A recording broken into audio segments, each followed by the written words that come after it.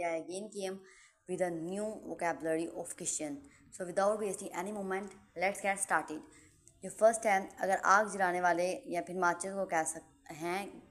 या फिर आग जलाने जिसे हम आग जलाते हैं उसे कहते हैं गैस लाइटर। उसके बाद जो बर्तन साफ़ करने वाला कपड़ा होता है उसे कहते हैं डिश क्लॉथ।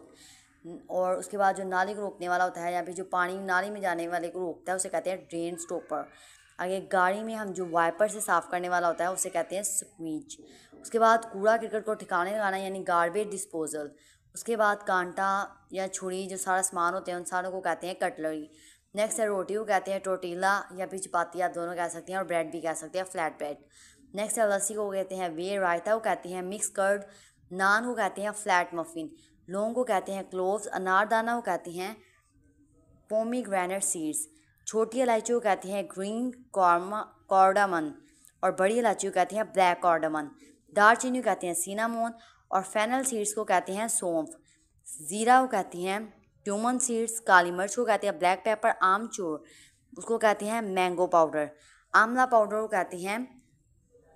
गूसबेरी पाउडर और खुश्क घास को कहते हैं पोपी सीड्स, सफ़ेद तिल को कहते हैं सीसेम और उसके बाद सूखा भुनने को कहते हैं रोस्ट, भाप से पकाना स्टीम और फिर छोटे टुकड़ों में काटना चॉप, ऊपर डालना नमक वगैरह चीनी वगैरह कुछ भी खाने में डालना उसे कहते हैं स्प्रिंकल,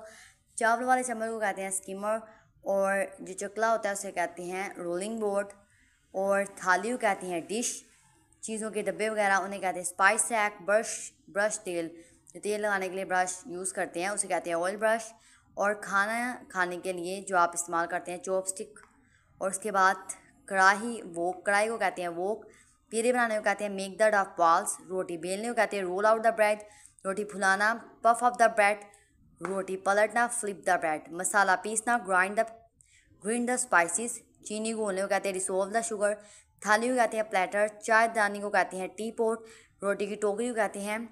ब्रेड बास्केट, नमक दानी को कहते हैं साल्ट शेकर, चाय पोनी को कहते हैं सीव